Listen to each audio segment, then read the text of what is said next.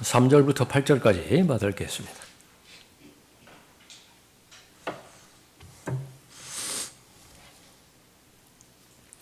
우리의 권면은 기만이나 부정이나 교활로 말미암지 않았고 오히려 하나님의 승인을 받아 복음을 위탁받은 대로 전하노니 이는 사람들을 기쁘게 하려 함이 아니며 우리 마음을 시험하시는 하나님만을 기쁘시게 하려 함이니라. 너희도 아는 바와 같이 우리가 어느 때에도 아첨의 말이나 탐심의 구실로 하지 아니한 것을 하나님께서 증거하시느니라.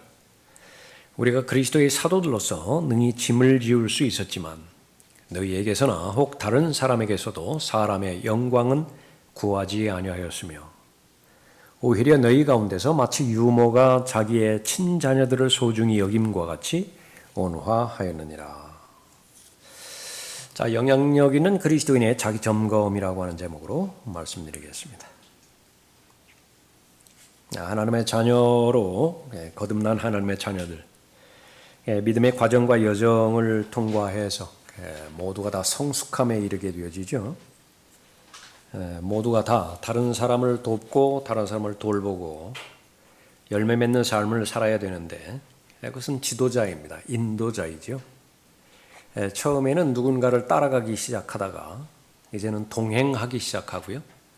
그 다음에 누구를 이끄는 자리에 있게 되어지는데 이것은 지위와는 또 별도의 개인적인 영향력에 달려 있습니다. 아무리 그 사람에게 지위가 주어지지 않았다 하더라도 그 사람의 존재만으로도 영향력을 미치는 사람도 있고요. 또 아무리 강단에 서 있다 하더라도 존경을 받지 못하고 존중을 받지 못함으로 인해서 또 하나님께서 맡겨주신 권위에 걸맞지 않게 영향력을 행사하지 못하는 그런 사람도 있습니다. 우리에게 중요한 것은 마음의 동기이고요. 또 삶의 목표이죠. 그리스도는 그리스도 안에 있는 새로운 피조물이기 때문에 하나님으로부터 창조되었다라고 하는 것을 볼 때 명확한 목표가 있어야 됩니다. 나의 목표는 무엇인가? 인생의 목표. 커다란 명제가 있죠. 하나님을 기쁘시게 해드리는 삶을 살아야 되고 하나님을 영화롭게 해드리고 하나님께 영광 돌리는 삶을 살아야 되는 것인데 그러한 삶이 구체적인 자신의 삶 가운데서 구체적인 하나님께서 주신 은사와 재능 또 병행해서 믿음의 분량 여러 가지를 고려해서 구체적으로 이제 드러나야 됩니다. 그래서 시간이 흐르면 흐를수록 목표가 명료해지는 사람이 그렇게 되어지죠. 본인이 그런 사람입니다. 목표 지향적인 삶을 사는 것입니다. 모든 그리스도인에게 주어지는 그리스도인은 평범하게 그리스도인이라고 하면 반드시 목표가 죄로부터 승리하는 삶을 살아야 되고요. 육신과 세상의 영향력으로부터 지각을 초월하는 하나님의 평강의 힘으로 이길 수 있어야 됩니다. 죄의 종으로부터 이제는 의의 종으로 하나님을 섬기고 하나님의 일들을 잘 맡아 행하는 그런 승리의 삶을 잘 살아야 되죠. 그것이 목표가 되어야 됩니다. 또 목표 가운데 하나는 우리는 포도나무에 붙어있는 가지라고 하나님께서 우리를 정체성을 확인해 주셨으니만큼 가지는 목표가 있죠. 본분이 있습니다. 그것은 열매를 맺는 그 삶인 것인데 성경에서 가장 중요한 열매는 바로 성령의 열매로 대표되어지는, 다시 말하면 예수 그리스도를 잘 닮아가는 인격으로 성장하는 것인데 예수 그리스도의 인격은 두 가지로 정의가 되어질 수 있죠. 요한복음 1장에 의하면 예수 그리스도는 은혜로 충만하신 분이었어요. 예수 그리스도는 진리로 충만하신 분이었습니다. 그래서 그 은혜와 진리로 충만한 삶을 계속해서 살아가야 되지요.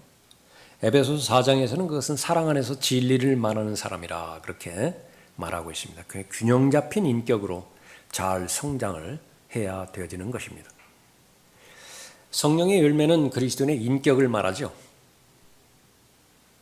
무엇을 하는 것과는 관계가 없습니다.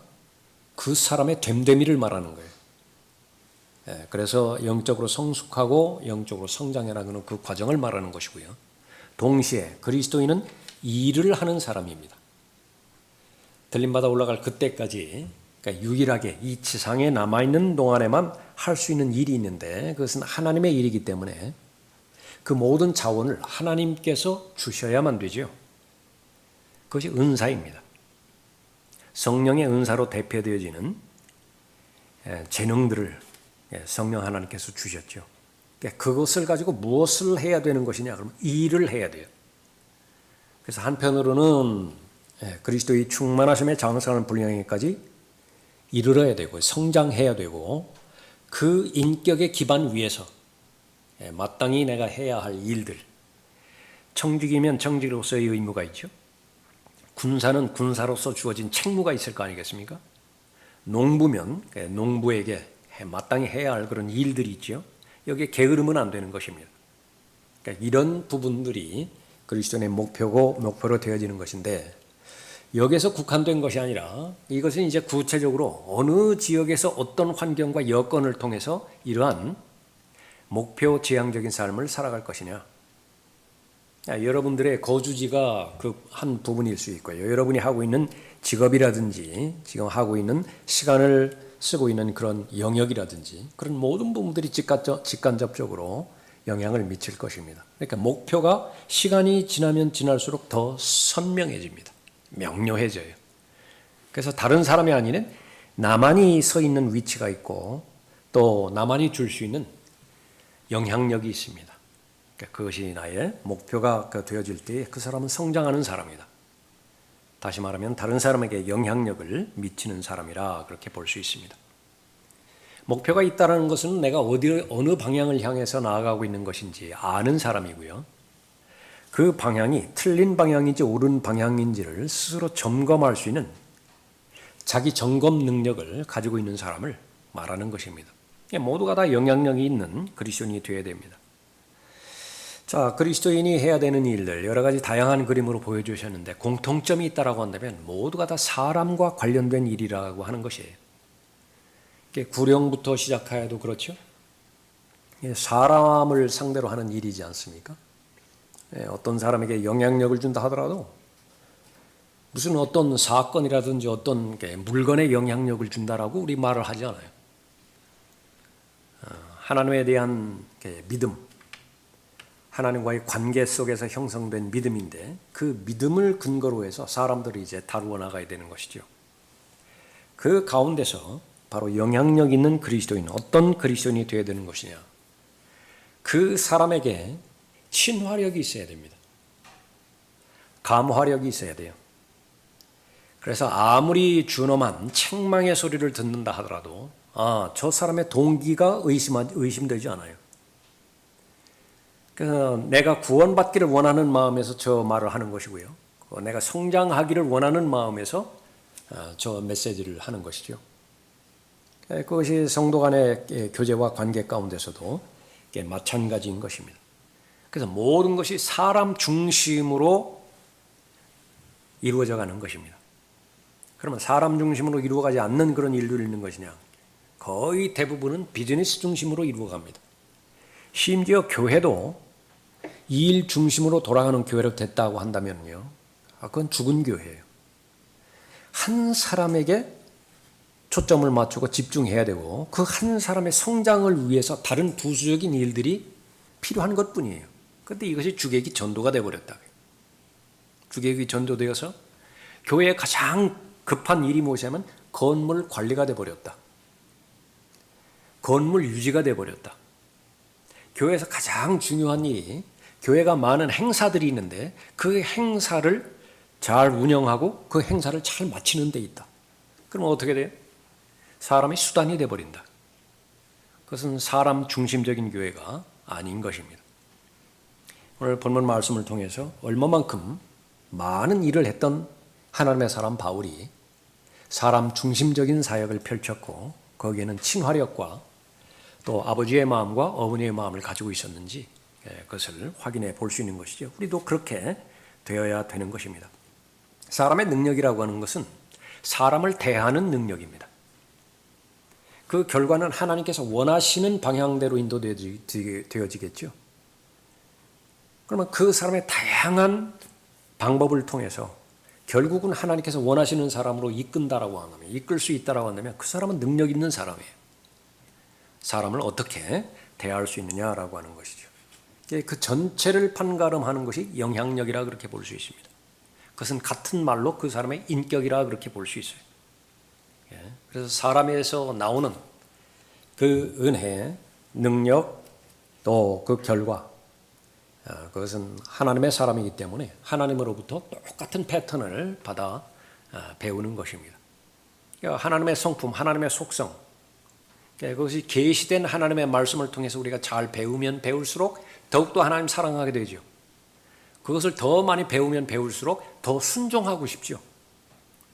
또 순종하면 이제 어떻게 되는 것입니까? 더 밀착되는 것입니다. 그 관계가 더 깊어지죠. 더 개인적인 관계 가운데서 확신 있는 관계로 계속 나아가는 것입니다. 그러면 그 사람은 하나님께서 쓰시는 사람이고, 하나님께서 쓰시는 사람을 마귀가 공격하지 않을 리가 없죠. 그러나 아무리 많이 공격해 보십시오. 하나님의 능력으로 보호해 주시겠다라고 하는 약속이 우리에게 주어져 있고, 또 그 모든 시련과 역경과 심지어 유혹이라 하더라도 그것을 잘 극복했을 때는 더 단단한, 흔들리지 않는 믿음을 잘 소유할 수 있게 되어지는 거죠. 영향력 있는 그리스도인이 되어야 됩니다. 그러기 위해서 본문 말씀에서 자기 점검을 해야 되는데 주로 부정적인 내용들입니다. 하지 말아야 될 것들이 있어요. 발견되어지면 그것은 철저하게 하나님의 말씀의 능력으로, 예수 그리스도의 보혈의 능력으로, 또 하나님의 은혜의 능력으로 그것을 제거하고 바로잡고, 그렇게 해서 그 마음이 하나님 보시기에 아주 순수한 마음으로 잘 발견될 수 있어야 되는 것입니다. 영향력 있는 그리스도인, 그 능력 있는 그리스도인은 하나님 앞에 정직하면 됩니다. 오늘 본문 말씀은 그거예요. 가장 큰 능력은 정직에 있습니다. 정직한 그리스도인이 되는 거예요. 사람 앞에서도 정직한 것이지만 그것이 의미 있기 위해서는 하나님 앞에 정직한 것이죠. 구체적으로 첫 번째는 거짓된 권면을 하지 않습니다. 권면에도 거짓된 권면이 있는 것이냐? 성경에는 있다라고 말해요. 그런데 우리가 실제 삶을 들어가 보면 이것이야말로 사람을 어렵게 만드는 것입니다. 상대방을 믿지 못하게 만들고 더 이상 신뢰를 주지 못하게 만드는 것. 저 사람이 하는 말이 과연 무슨 동기에서 나한테 저런 말을 하는 것이냐. 그 결과, 그 사람이 하는 말, 명제, 그것은 나도 동의해요. 그런데 도대체 무슨 꿍꿍이에서 저런 말을 하는 것이냐. 그것이 의심스럽다라고 그렇게 봤을 때 적어도 영향력 있는 사람은 되지 못하는 거예요. 그 사실을 제일 먼저 확인할 수 있어야 됩니다. 3절 보십시오. 우리의 권면은 기만이나 부정이나 교활로 말미암지 않았고, 그러니까 기만이 동기가 된 권면도 있다 그 말이죠. 또 부정이나 교활로 말미암는 권면도 있다 그 말입니다.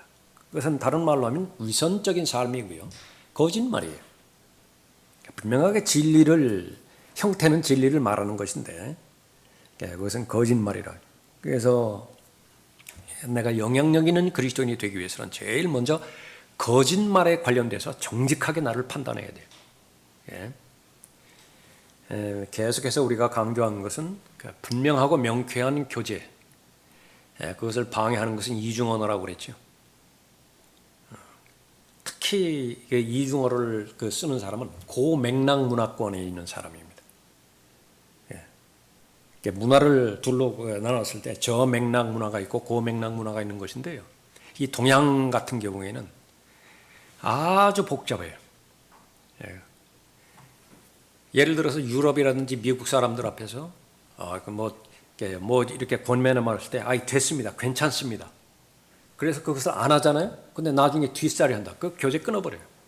그 사람 정직하지 못하다고. 내 앞에서는 괜찮다고 했는데 왜 뒤에서는 딴소리냐. 근데 적어도 한국 사람한테는 2번, 3번 더 권면해야 된다면서요. 괜찮다고 한다 하더라도 계속 2번, 3번 더 권면해야 된다. 일상생활 가운데서는 얼마든지 그럴 수 있습니다. 그러나 가능하다면 우리 교회 생활하는 데 있어서 성도 간의 교제 가운데 있어서는 예스면 예스, 노면 노예요. 그 뒤에 무슨 배경이 숨겨져 있는 것이냐? 그것은 여러분의 교제의 시간을 보냄으로 인해서 그것을 스스로 상대방이 서로가 다 해결할 수 있어야 돼요. 그 부분을 신뢰할 수 있어야 그 되어지는 것입니다. 바울은 그런 면에서 정직했습니다. 사람들을 속이기 위해서 간교하게 꾀를 부리지 않았고요. 회중에게 예스를 말했다고 한다면 그 회중은 예스로 알아듣는 것이고 그 이중 언어를 쓰는 모든 유혹에 대해서 거부를 했습니다.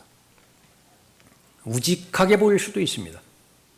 정중한 말과 그럴듯한 말로 보여지지 않을 수 있어요. 괜찮아요. 오히려 그것이 낫습니다. 다른 위선된 그런 구원면을 하는 것보다는 그것이 훨씬 더 낫는 것입니다. 사람이 위선의 탈을 쓰기 시작하면요, 하나님의 말씀이 역사하지를 않습니다. 거기에는 한계가 있는 것이고 하나님의 말씀에 명백한 초점이 드러나야 그 하나님의 말씀의 중심이 내 마음에 변화를 줄 수가 있는 것인데 계속 이중 마음으로 들어오게 되는 거예요. 계산해야 되고요. 그 메시지가 일관성이 없게 되어지는 것입니다. 그래서 그 사람이 처한 환경과 여건, 그것과 상관없이 변하지 않는 하나님의 말씀이라고 한다면 지속적으로 그것이 1000년 전의 말씀이든 후의 말씀이든 그것이 예배당 안에서의 환경이든 아니면 세상 밖에서의 환경이든 하나님의 말씀이라고 한다면 일관성이 있어야 되는데 그 일관성을 확인하지 못하게 된다고 한다면 그것은 바로 거짓말에 해당되어지는 위선에 해당되어지는 잘못된 권면을 하고 있는 것입니다. 숨겨놓은 동기, 그것이 바울에게는 없었습니다. 영향력 있는 그리스도인, 그 힘은 정직함에 있다라고 우리가 살펴봤죠. 두 번째는요, 그 동기가 사람을 기쁘게 하려는 동기가 아닙니다. 그런데 이 부분이 쉽지가 않아요. 늘상 우리의 확인 가운데서는 믿음의 대상은 하나님 우리의 눈에 보이지 않는 대상이고요. 만나는 사람은 늘 눈에 보이는 대상입니까? 그래 눈에 보이는 대상이 더 가까워져 보여요. 그러니까 여기에 잘 훈련이 되어 있어야 되어지는 것입니다. 4절 보십시오. 오히려 하나님의 승인을 받아 복음을 위탁받은 대로 전하노니 이는 사람들을 기쁘게 하려 함이 아니며 우리의 마음을 시험하시는 하나님만을 기쁘시게 하려 함이니라. 여기도 아는 바와 같이 우리가 어느 때에도 아첨의 말이나 탐심의 구실로 하지 아니한 것을 하나님께서 증거하시느니라.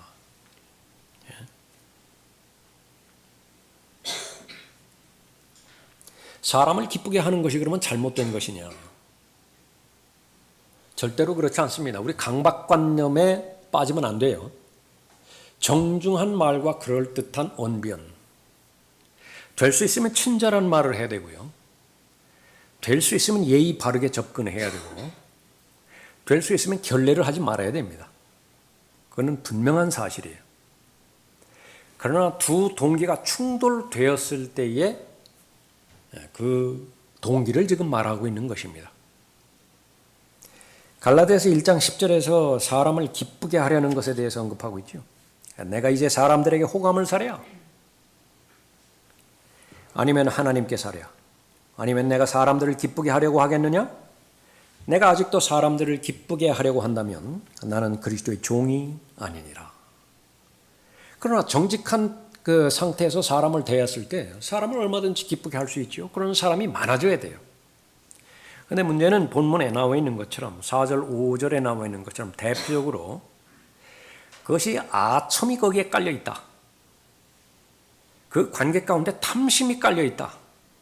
그러면 그건 100% 의심스러운 거예요.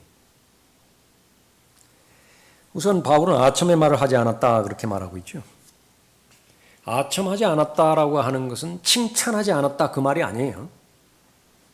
사람들과의 관계가 형성이 되어지고 그 사람을 올바로 섬기고 그러기 위해서는 그 사람의 됨됨이를 인정하고 그 사람의 수고를 칭찬을 하고 설령 실수를 했다 하더라도 다시 한번 권면과 도전에 감동이 되어지는 말을 할 수 있어야 돼요. 그런 말들을 부지런히 자주 해줘야 됩니다.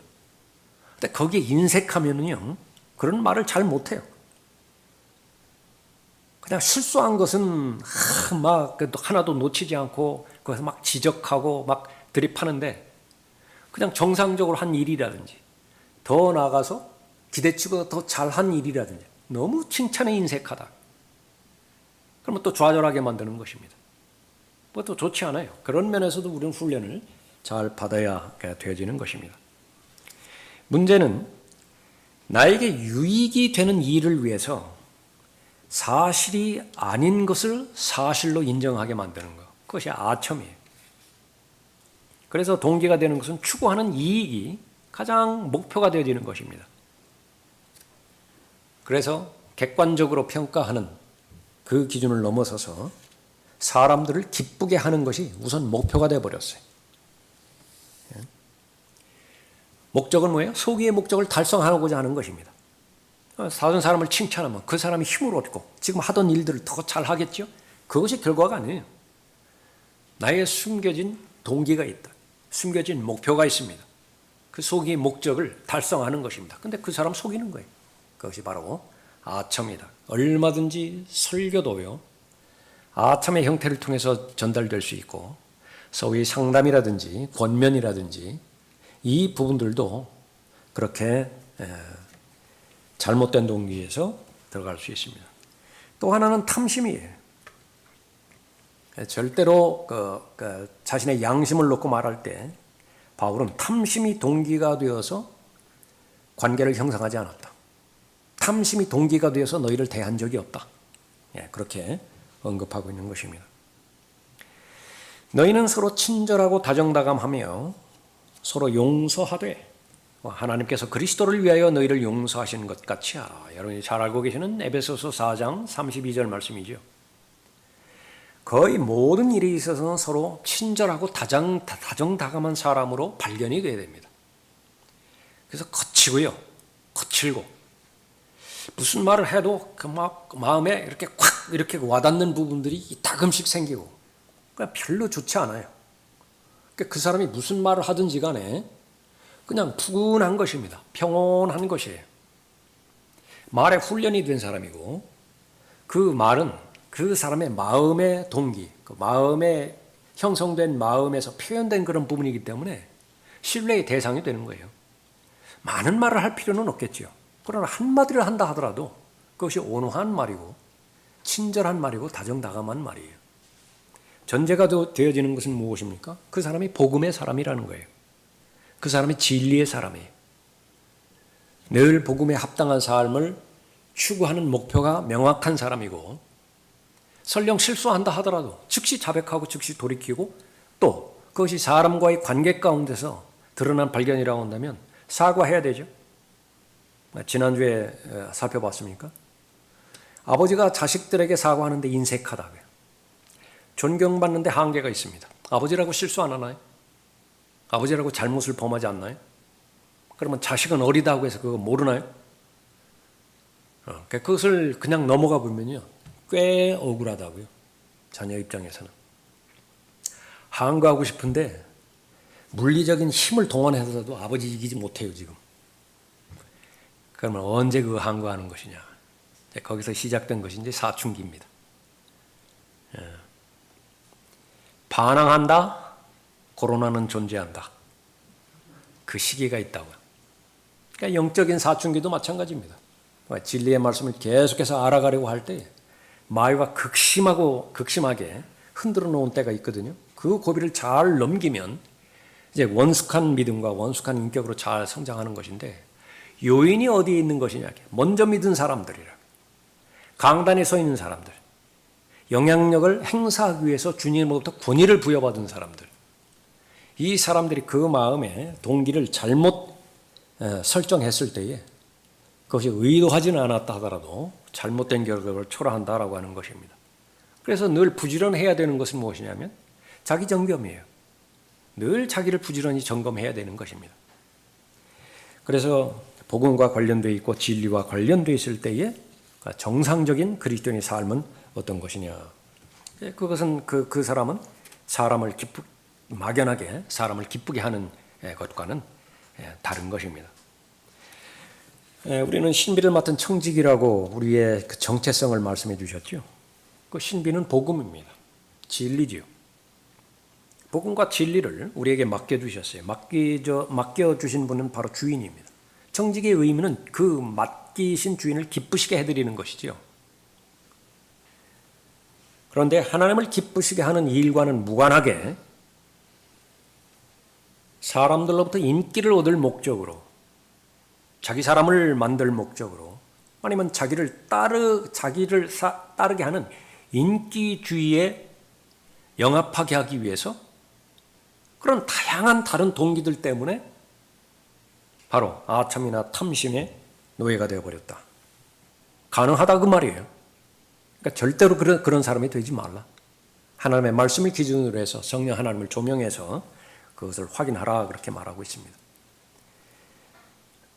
어떤 사람들은 심지어 시기와 다툼으로 그리스도를 전파하며 또 어떤 사람들은 선한 뜻에서 전파하니 저들은 나의 갇힘에 고난이 더하여 줄 줄로 짐작하여 순수하지 못하게 다툼으로 그리스도를 전파하나.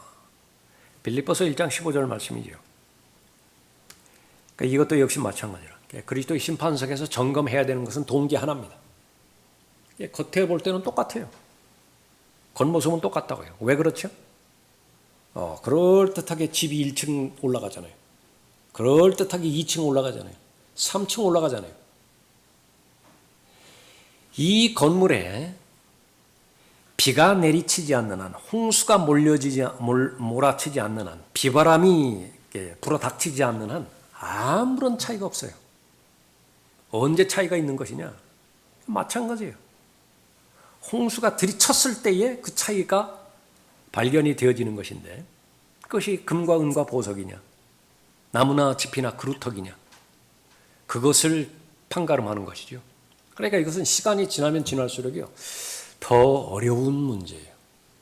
우리가 열심을 내서 하나님께서 맡겨주신 일에 게으르지 않고 시간을 사서 얻고 기회를 사서 얻어서 계속 우리가 앞으로 계속해서 행진해 나가는 것인데 점검 없이 행진해 나가는 것이 마귀의 공격 가운데 하나예요. 1층 올라가면 중공검사라고 뭐예요? 그걸 뭐라고 그러죠? 왜 있는데 2층 올라가면 또 거기에 또 뭐 검사 받는 거 있잖아요. 받아야 된다고 해요, 받아. 계속해서 그래. 그것은 너무나 현명한 것입니다. 그래서 제일 마지막에 이제 준공검사까지 받을 때에 그때 이제 거주할 수 있는 그런 여건이 생기는 것이죠. 우리도 마찬가지입니다. 아무리 급하다 하더라도 자신의 마음을 계속해서 점검하는 것입니다. 아니 세상에 복음을 증거하는데 시기와 다툼으로 한대요. 그런 거 있을 수가 있는 것이냐? 많아요. 많다고요. 교회와 교회 사이에 이 경쟁이 붙는 거, 이거 세상에 무슨 기업 간의 경쟁, 그것과는 비교할 수 없습니다. 돈 많은 것과 돈 적은 것 가지고서 시기심을 잃어가지고서 불편한 그 관계. 그런데 이것이 교회 안으로 들어오면 그건 상대도 안 돼요. 세상에서 일어나고 있는 그 시기와 비교의 대상은 상대도 되지 않는 것입니다.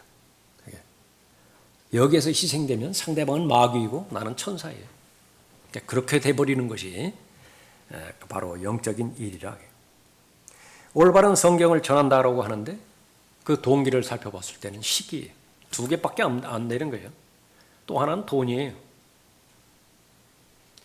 새로운 성경을 펼쳐나면은요, 리더스 다이제스트에서 성경을 만들어낸다 하더라도 재벌이 된다라고 하는 말이 있는데 그거 맞는 말이라고요. 그 성경만 만들어내면 돈이 생기는 거예요. 그럼 어떤 동기에서 성경을 만들어내는 것이냐? 그 배경과 그 맥락을 모르는 사람들 어떻게 판단하겠어요? 또 하나는 시기라고요. 영적인 시기. 그것을 계속해서 확인하고 또 점검할 수 있어야 되는 것입니다. 얼마나 많이 사람들에게 인기를 구걸하기 위해서 더러운 말들 하고 있습니까? 농담들 그렇게 하고 있고, 또 하나님의 말씀, 진리의 말씀을 희화화시키는 것입니까? 교회라고 하는 곳에서 그런 일들이 일어난다. 또 하나의 극단은 교회에서 하나님의 말씀이 선포되어지는데 목사도 그 말을 믿지 않아요. 확신이 확신을 낳는 것이기 때문에 목사가 확신이 없는데 성도들이 어떤 확신이 있습니까? 그냥 모이지 않는 것보다는 덜 나쁘기 때문에 그냥 모이는 거예요. 종교라고 하는 이름으로 모이지 않는다 하더라도 사람들 모이면 거기에 위로가 있잖아요. 위안이 있잖아요. 더 나아가서 AA 클럽도 있지 않습니까? 알코올 중독자들. 거기 나가면 위로가 있다고요. 위안을 받는다고요. 근데 하나님의 이름으로 모이고 교회라고는 이름으로 모일 때 왜 거기에 무슨 유익이 없겠어요? 그러나 하나님 보시기에 살아있는지 모르지만 하나님 보시기에는 죽은 교회라. 무엇입니까? 탐심이 동기가 된다라고 한다면 그 관계는 부정한 것이다 라고 하는 것입니다. 성경의 능력을 믿지 못하기 때문에 계속해서 인문학, 심리학, 휴머니즘으로 달려가는 것입니다. 왜냐하면 그것이 더 설득력이 있거든요. 목표가 완전히 달라져 버렸기 때문에 그렇습니다. 내가 거룩하니 너희도 거룩하라. 그리스도인의 삶이 거룩한 삶이고 그것은 경건한 삶이고 그것은 바로 세상과 세상의 풍조와 거슬러 올라가는 그런 삶을 말하는 것인데 그건 자신이 없어요. 그런 메시지, 그런 목표를 지향하는데 그것은 사역이 지속될 자신이 없다고요.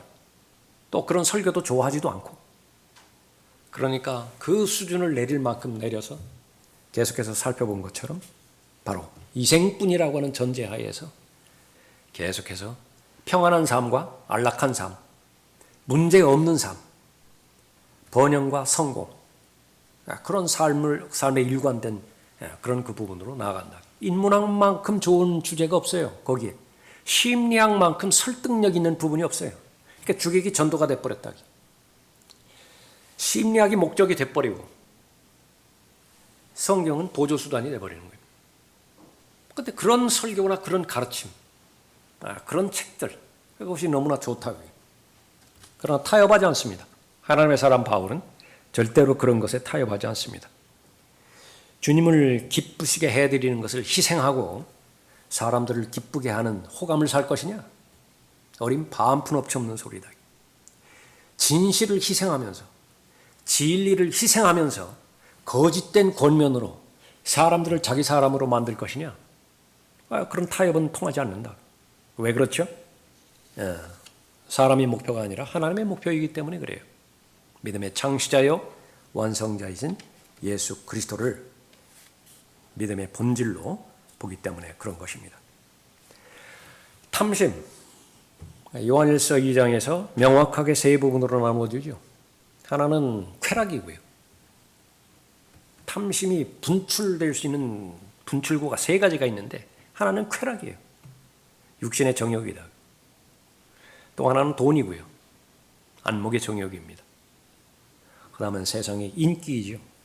생의 자랑입니다. 명성이라고. 모두가 다 자기를 나타내고자 하는 그런 욕망이고 그것은 모두가 다 자기 사랑입니다.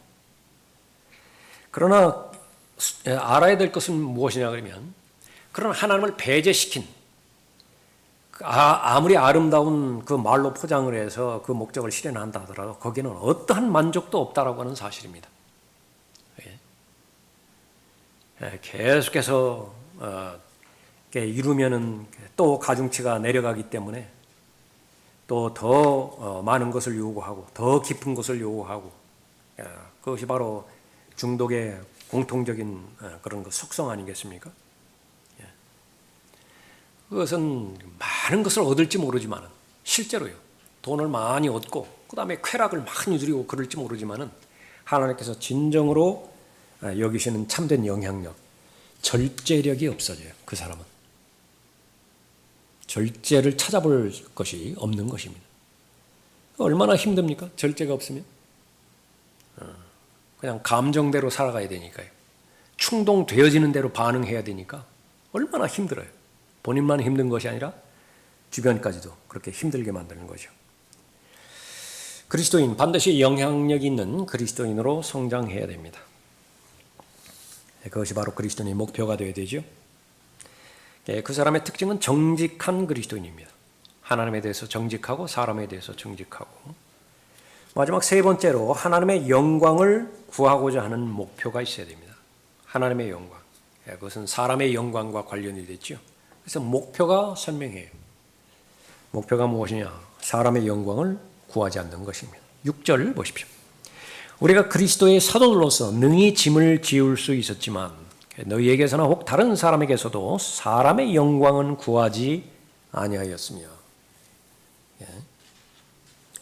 사람의 영광과 사람의 칭찬, 사람의 인정, 그것은 중요하지 않은 것은 절대로 아닙니다. 다른 사람들로부터 내가 인정을 받지 못한다, 다른 사람들로부터 존중을 받지 못한다, 그 사람의 삶은 실패예요. 뭔가가 잘못됐다고요. 그런데 지금 평가해 주는 사람들이 누굽니까? 성도들이겠죠. 성도들로부터 인정받지 못한다라고 한다면 어떤 하나님의 일도 하지 못합니다. 그것이 신실한 관계예요. 사람들로부터 인정받고 사람들로부터 칭찬을 받는 것은 결과입니다. 결과. 그러지 그 결과에 해당되는 것을 목적으로 끌고 갈 때 이제 문제가 생기는 것입니다. 그러나 영향력인 그리스도인의 고백, 그것은 사람의 영광은 구하지 않는다.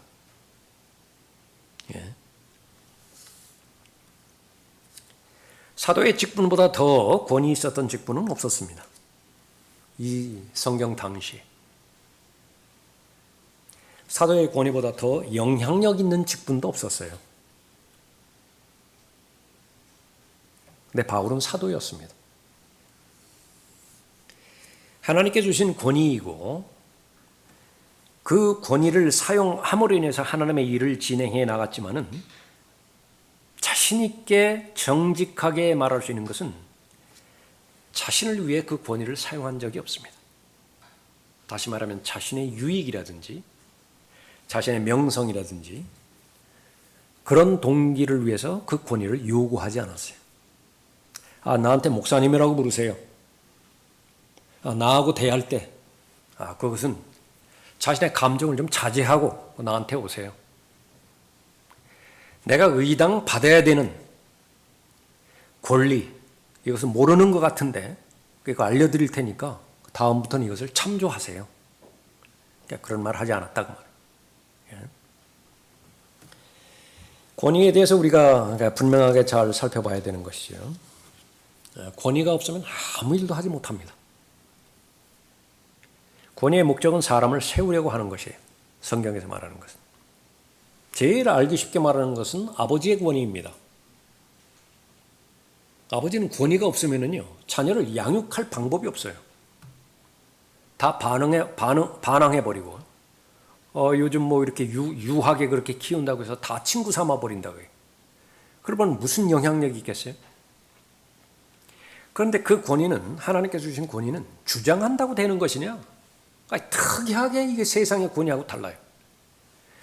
경찰의 권한, 군대의 그 권력, 다 공권력이라고 그러죠. 그건 주장해야 돼요. 주장하지 않으면 또 이상하게 돌아간다. 그러나 똑같은 리더십이라 하더라도 성경에서 언급하는 리더십은요, 섬김으로서만 인정받는 리더십이에요. 실상 아버지만큼 자녀에게 그렇게 섬기고 봉사하고 희생하는 그런 사람이 어디 있어요? 모든 것을 다 주잖아요. 근데 그 사실을 자녀가 아는 것입니다. 처음에는 모르죠. 근데 그 사실을 조금 이제 알아가면서 이제 철들기 시작한다고 그러죠. 그 다음에는 무슨 말을 하든지 그 동기가 너무나 분명하니까 저항하지 않아요. 거부하지 않습니다. 마찬가지로 그리스도인의 모임인 교회에게도 주는 것도 마찬가지입니다. 이 하나님의 맡겨주신 양무리를 잘 섬기기 위해서는 말씀을 선포해야 되는데, 말씀으로 잘 보호를 하고 양육을 해야 되는데, 그것은 권위의 문제거든요. 말씀을 선포를 하는데 그냥 개인 의견으로만 받아들였다. 거기 아무 권위가 없어요. 그럼 무슨 일이 일어나죠? 뭐하러 하나님께서 선지자와 사도를 주셨느냐? 무엇하러 복음 전도자를 주셨으며 무엇하러 목사와 교사를 주셨느냐? 거기는 권위가 있다고요. 근데 그 권위를 행사하는 과정 가운데서는 처음부터 끝까지 섬김이에요. 섬김은 무조건 비굴하게 반응하라 그 말이 아니에요.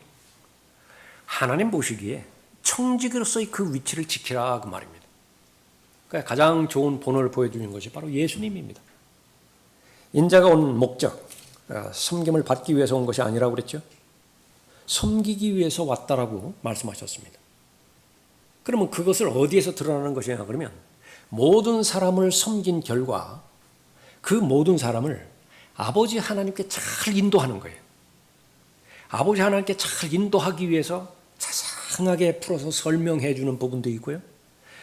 많은 시간을 들여서 실제적으로 도움이 되는 그런 일들을 행해 주시기도 하고요. 또 어느 경우에는 사탄아 뒤로 물러가라 엄하게 책망할 수도 있다고요. 근데 모든 동기가 다 아버지께로 인도하는 거예요.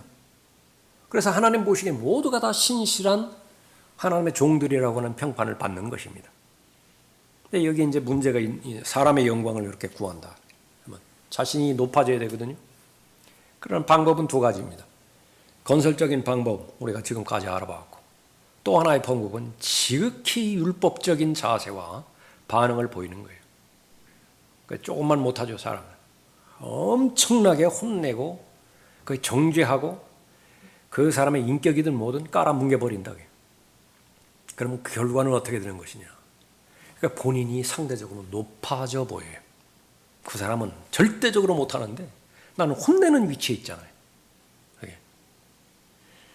거기에 연결을 해서 권위를 주장을 해버려요.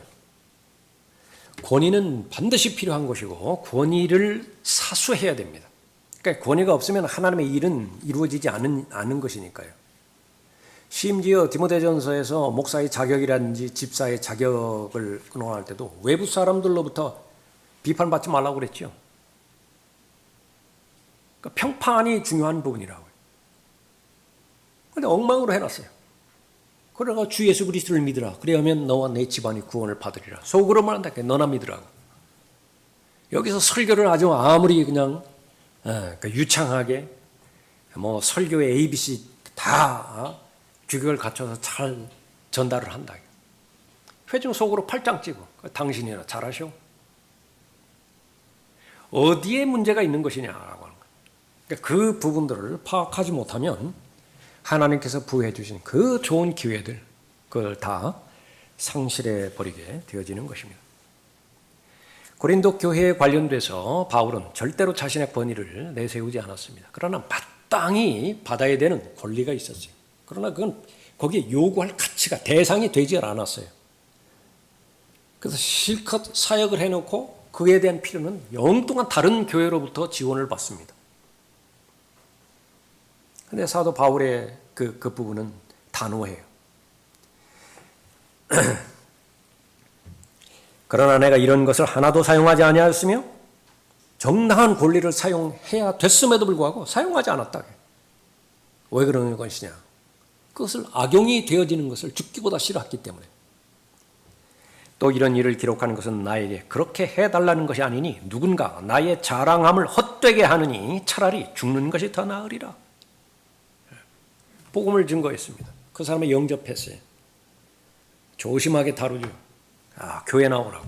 근데 그것이 잘못된 시그널을 줄 경우에 이 사람이 정말로 나를 자기 교회에 끌어들이기 위해서 지금까지 시간을 버렸거나 차라리 죽는 것이 낫다라고 하는 그 고백 거기에 적용할 수 있겠죠.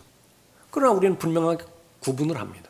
그 사람이 정확하게 하나님의 말씀에 반응해서 영접하고 구원받았다라고 한다면 그 사람은 올바로 성장해야 될 거 아니겠어요? 하나님의 진리의 말씀으로 올바른 양육을 받아서 그 둘 사이를 잘 구분하는 것인데 첫 출발은 어디에 있는 것이냐? 사람의 영광을 구하는 것이 동기인 것이냐? 아니면 하나님께 영광을 돌리는 것이 동기인 것이냐라고 하는 것을 볼 수 있는 것입니다. 자, 잘했습니다. 지금 성숙한 그리스도인으로서 하나님 앞에 정직했고요. 하나님께서 반응하라고 하는 그 반응대로 잘 반응을 했습니다. 보장이 되어지는 것이 있어요. 그러니까 그것이 무엇이냐? 그러면 바로 영적인 영향력을 행사하는 그 부분으로서 처음에 살펴봤던 것처럼 영적 목표가 더욱더 선명해지고요.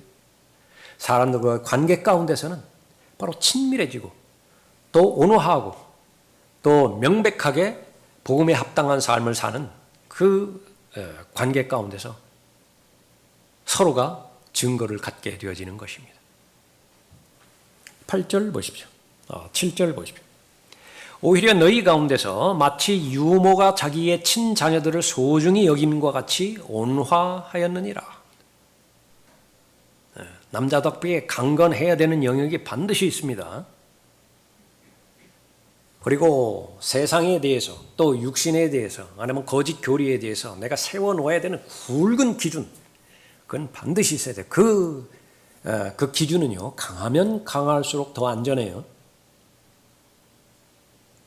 물이 아무리 많은 유익을 주지만은 강둑이 약해 빠져버리면 그 강둑이 무너져 버린다라고 한다면 그 많은 강물은요, 재앙으로 닥쳐버리는 거예요. 그런데 그 옆에 놓인 그 강둑이 견고하다. 절대로 무너지지 않는다. 물이 그 강둑을 흘러 넘치지 않는다. 그러면 강하면 강할수록 좋은 거예요. 영향력은 더 커질 수밖에 없다라고 하는 것이죠. 바울은 자기 사람들을 사랑했습니다. 마치 목자가 양들을 지켜내듯이 생명을 내어걸고 지킨 것이에요. 다윗과 양과의 관계 가운데서 그렇습니다. 사자가 한번 와보라고 해요. 암콤이 한번 달려 들어보라고 해요. 뒤로 물러서나. 비록 내가 죽는 한이 있다 하더라도 목자를 지켜내는 것입니다. 예. 오히려 너희 가운데서 마치 유모가 자기의 친자녀들을 소중히 여김과 같이 온화하였느니라. 너희를 그처럼 몹시 그리워하여 하나님의 복음뿐만 아니라 우리 자신의 생명까지도 너희에게 주기를 기뻐하였으니 이는 너희가 우리의 사랑하는 자가 되었기 때문이니라. 오래전에 아마 수련회 때로 기록이 되어 있는데 청년들끼리 교제가 이렇게 있었습니다. 다른 교회들끼리 만났어요. 그래서 우리 교회 청년들도 발견됐길래 지나가는 길에 그냥 아는 체나 하고 들어갔는데 그 교제하는 내용이 귀에 들려요. 우리 목사님은 그렇게 우리에게 친절하게 대하지는 않습니다. 딱 멈췄어요. 제가 친절하게 대하지 않는데요. 무언가 이렇게 쭉 이야기하면서 반론을 펼치는 가운데 그러나 그 다음이 이제 감동이 됐습니다. 그러나 우리 목사님 저희들 사랑하세요. 이거 제가 들키면 안 돼요 지금. 그래서 오던 길을 스며시 뒤돌아 해가지고서 쫓아갔습니다. 여운이 깊었어요. 참 감사했습니다. 자신을 또 되돌아보기도 했어요. 정말로 내가 그런 소리를 들을 수 있는 그런 사람이던가. 그러나 그것이 사실이라고 한다면 목자가 성도들의 입장에서 우리 목사님은 우리를 사랑하는 분입니다. 최고의 칭찬들 가운데 하나가 아니겠는가. 다만 그것이 위선이 없어야 되겠죠. 잘못된 권면이 없어야 되겠죠. 시간이 지나면서 성도와 성도 간의 관계, 그것이 그런 관계로 형성이 되어졌을 때 그보다 더 강한 영향력이 어디 있을까요? 그것이 비록 두 사람, 세 사람의 소수의 모임의 결합이라 하더라도 그 폭발력은 그 사회가 아무리 짙은 어두움에 있다 하더라도 복음의 기치를 내거는 또 십자가의 복음으로 그렇게 선포되어지는 구령의 역사가 왜 일어나지 않겠으며 진리의 말씀, 그것이 근거가 돼서 온전하게 잘 양육이 되어지는 영향력 있는 그리스도인들이 왜 성장이 되어지지 않겠는가 보는 것입니다. 오히려 너희 가운데서 마치 유모가 자기의 친자녀들을 소중히 여김과 같이 온화하였느니라. 너희를 그처럼 몹시 그리워하여 하나님의 복음뿐만 아니라 우리 자신의 생명까지도 너희에게 주기를 기뻐하였으니 이는 너희가 우리의 사랑하는 자가 되었기 때문이라. 하나님께서는 여러분에게 권위를 주셨습니다. 인정하든 인정하지 않든 그 권위에는 목적이 있습니다. 영향력을 행사하라고 한 것이죠. 하나님이 존재하시는 것이 분명한 사실이듯이 하나님의 원수인 마귀도 존재하고 있습니다. 하나님은 진리를 사용해서 역사하시지만은요, 진리를 통해서 역사하시지만은 마귀는 거짓을 통해서 역사합니다. 그것은 위선이고 거짓말이고요. 그것은 하나님의 영광을 대체한 사람의 영광입니다. 자칫 잘못하면 우리가 하는 일에만 초점을 맞추다 보니까 동기를 점검하는 데 있어서 게으를 수 있습니다. 그냥 간과할 수 있어요.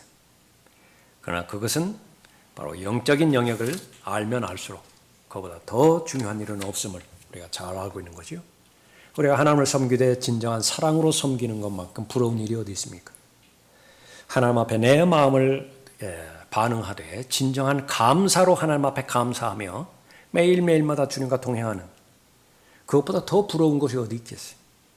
비록 내가 행하는 능력이 좀 부족하다 하더라도, 또 만들어낸 일의 결과가 그렇게 많지 않다 하더라도 언제든지 살아계시고 영으로 계신 하나님과의 관계, 교제, 그것이 늘 건강하고 명백하고 또 자신의 마음 가운데서 거리끼는 것이 없다라고 한다면 그것은 바로 최고의 우리 바라는 바람의 대상이 될 것입니다. 그러니까 모두가 다 그렇게 하나님께서 인정하시는 성령 하나님의 인도함을 받는 그런 여러분이 되시기 바랍니다. 기도하겠습니다. 은혜로우시고 자비로우신 아버지 하나님, 하나님께서는 저희들을 불러주시되 구원으로 불러주시었고 또 섬김의 구체적인 영역으로 불러주시어서 그에 합당한 은사도 주시었으며 재능도 주시었고 무엇보다도 사람들도 붙여주셨습니다. 그렇게 형성된 관계 가운데서 빛의 역할로서 들림받아 올라갈 그때까지 그 역할들을 감당하게 해주셨는데 저희들은 성장해야 됩니다. 바로 영향력의 그런 그 싸움이 지상에서의 그 싸움인 것을 저희들이 잘 알고 있는 것인데 계속해서 성장하고 성숙해 가는 과정 가운데서 좋은 영향력을 끼치고 그 결과 더 많은 사람들을 하나님 앞에 인도하며 또 더 많은 사람들에게 복음에 합당한 삶을 제시하고 또 계도할 수 있는 그런 성숙한 삶의 사람들로 친히 인도해 주시기를 간구를 드립니다. 주 예수 그리스도의 이름으로 기도드렸습니다. 아멘.